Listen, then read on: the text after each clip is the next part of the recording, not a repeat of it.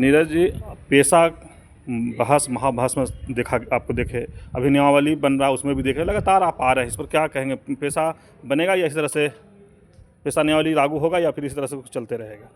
देखिए, पेशा कानून लागू करने के लिए तो सरकार ने वादा किया था हम्म। अपने चुनाव हुई मैनिफेस्टो में वादा किया था कि जब हमारी सरकार आएगी दोबारा तो हम लोग पेशा कानून लागू करेंगे। यह वादा किया था, लेकिन अभी तक क्यों नहीं निभा रही है। और इतना दिन से हम लोग आंदोलनरत हैं, पूरे आदिवासी समाज आंदोलन कर रहे हैं, लेकिन अभी तक सरकार के कानों में कुछ आवाज़ नहीं गूंज रही है, जिस वजह से अभी हम लोग लगातार आंदोलन करने का प्रयास कर रहे हैं, तरह तरह की रणनीति बना रहे हैं, फिर भी से सरकार अभी तक चुप्पी साधी हुई है। सरकार आप ही का है, फिर आप बोल रहे हैं चुप्पी साधी है, सरकार तो लगातार काम कर रही है। जी, सरकार को तो हम लोग चुने हैं, हमारी ही सरकार है, अबुआ सरकार के नाम पर वोट दिए हैं, लेकिन ये अबुआ सरकार कहाँ गई? आज अबुआ पत्रकार को भी ये लोग नहीं छोड़ रहे हैं। अबुआ सरकार हो सकती है, लेकिन अबुआ पत्रकार नहीं हो सकते हैं। जब भी आदिवासी अपना आवाज़ बुलंद करते हैं अपना हक और अधिकार के लिए, तो इन्हें तरह तरह के मामलों में फंसा दिया जाता है। कभी देशद्रोह का मामला दर्ज किया जाता है, कभी नक्सलवाद के नाम से, कभी सरना ईसाई के नाम पर आपस में मुर्गा लड़वाने का काम करती है। अभी आया है शराब नीति, उस पर आप क्या कहेंगे? बहुत लोग विरोध भी कर रहे हैं, कुछ समर्थन में भी कुछ लोग हैं कि ग्राम सभा से होना है, इसलिए लोग समर्थन भी कर रहे हैं, लोग कई विरोध कर रहे हैं कि युवा अब और ज़्यादा नशा करेंगे। इस पर क्या आप कहेंगे? जी, शराब नीति पर तो मेरा बिल्कुल ही सरकार ये गलत संदेश दे रही है झारखंड वासियों को, खासकर आदिवासियों के लिए। जो शराब नीति लागू हुआ है वह आदिवासियों का विनाश के लिए है, और वो भी जहाँ 50% से अधिक आबादी है वहाँ आदिवासी ग्राम सभा शराब बेचेगी, इस तरह का मामला सामने आया है। तो इस तरह से अगर शराब नीति बेचेंगे तो आदिवासी दिनों दिन वे लोग बिगड़ते जाएंगे। और जो शराब नीति लागू की है, तो अभी झारखंड में अगर देखा जाए तो सबसे ज़्यादा हत्या का मामला आता है झारखंड में, वो पूरे देश में नंबर 1 में आता है। और झारखंड में खूंटी जिला नंबर 1 में है हत्या के मामले में। और वो भी कोई नहीं लड़ रहे हैं, कोई अपना भाई को काट दिया, कोई अपना पत्नी को काट दिया, कोई अपना बेटा को काट दिया, आपस में ही लड़ रहे हैं, किसी दूसरे के साथ नहीं लड़ रहे हैं। तो इस तरह से अगर शराब पिलाएंगे आदिवासियों को तो आदिवासियों का विनाश तय है। ग्राम सभा से तय होकर के दुकान जो खोलने की बात हो रहा है, तो क्या ग्राम सभा अनुमति देंगे तब तो खुलेगा? जी, वही तो ग्राम सभा को निर्णय लेना है। अब हम किस ओर आगे बढ़ रहे हैं? अगर शराब को बेचेंगे तो किसका विनाश होगा, किसका नुकसान होगा? और उसमें से सबसे ज़्यादा नशा कौन लोग करते हैं? जो मजदूर लोग हैं, गरीब लोग हैं, आदिवासी लोग हैं, वही लोग करेंगे और उनका परिवार बर्बाद हो जाएगा। तो क्या लगता है, शराब नीति का विरोध कर रहे हैं? जी, हम तो उसका खुलकर विरोध करेंगे। तो सरकार जिस तरह से उस पर विचार की है कि शराब नीति आएगा, झारखंड राज्य का विकास होगा उससे, उस पर आप क्या कहेंगे? शराब नीति लागू करेंगे तो किस तरह से विकास होगा, आप बताइए ना। अभी विकास चाहिए तो पैसा चाहिए। विकास चाहिए तो पैसा चाहिए, और भी तो संसाधन है, इस पर फोकस क्यों नहीं दे रहे हैं? शिक्षा के मामले में क्यों नहीं बात करते हैं? स्वास्थ्य के मामले में क्यों बात नहीं करते हैं?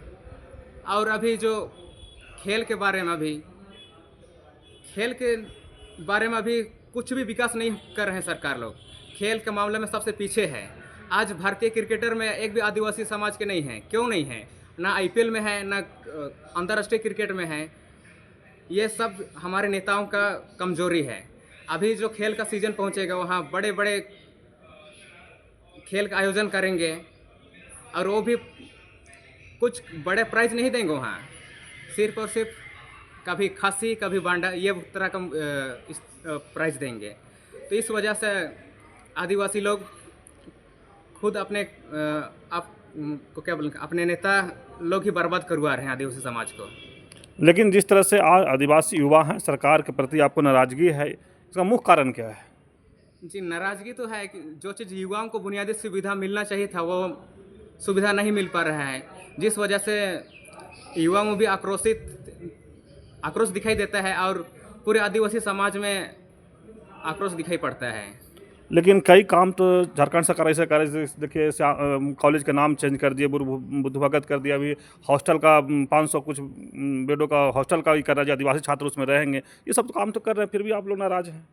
जी, ये सब तो काम कर रहे हैं, लेकिन धरातल पर कहाँ दिखाई पड़ रहा है। सिर्फ और सिर्फ ये सब कागज़ों में है। और जो भी योजनाएं चलती है सरकार के द्वारा, उसमें से हजारों लोग रहते हैं, जिसमें सबसे ज़्यादा कमीशन खोरी नेता लोग हैं। ठेकेदार भी कमीशन है, सीओ बीडीओ सभी कमीशन हैं। तो इस तरह का कमीशन लेते रहेंगे तो कहाँ से विकास होगा झारखंड का। और पूरा देश में देखा जाए तो झारखंड में सबसे ज़्यादा भ्रष्टाचार होता है। भ्रष्टाचार तो किसी की सरकार रहता है उसमें होता है, फिर अबुआ सरकार में आप लोग इतना नाराज का हैं? औरों की सरकार में भी भ्रष्टाचार हुआ था, लेकिन अबुआ सरकार में भी हो रहा है ये भ्रष्टाचार। तो यही तो दुर्भाग्य की बात है। अबुआ सरकार के नाम लेते हैं, लेकिन काम किसी दूसरों के लिए करते हैं। अभी देखिएगा, यहाँ दुनिया भर का बड़े बड़े कंपनियों को न्योता दिया जा रहा है झारखंड में कि उद्योग लगाएंगे तो यहाँ युवाओं को रोजगार मिलेगा। लेकिन दुर्भाग्य की बात है कि सबसे ज़्यादा युवा झारखंड से पलायन करते हैं और आधा अधूरा पढ़ाई लिखाई छोड़ करके पलायन करते हैं। उसमें उन युवाओं में गुणवत्तापूर्ण शिक्षा नहीं मिल पाने के कारण वे लोग कभी बाहर जाते हैं तो मानसिक रूप से शोषण किया जाता है, कभी शारीरिक रूप से शोषण किया जाता है, कभी आर्थिक रूप से शोषण किया जाता है। और इस तरह से युवा बाहर जाते हैं तो कभी कभी खाली हाथ भी वापस लौट जाते हैं। चलिए, मैंने इसी के लेकर के आप लोग सरकार से नाराज़ हैं? जी हाँ, हम लोग। परिचय एक बार दे दीजिए अपना। नीरज भिंगरा। चलिए, नीरज भिंगरा देखिए युवा हैं, आदिवासी युवा नेता भी कहें, और जिस तरह से पेशा में लगातार ये आए हैं, अपने बातों को यहाँ भी सुनते हैं और हम लोग साथ रखते भी हैं। लेकिन आज इस तरह से लगा कि अबुआ सरकार के जैसे नाराज़ दिखे, चाहे शराब नीति के लेकर के या कई कारण बताए उसके लेकर के अबुआ सरकार से नाराज़ दिख रहे हैं। तो इस तरह खबर को देखने के लिए आप झारखंड से तुमको जुड़े रहिए। जोहार, नमस्कार।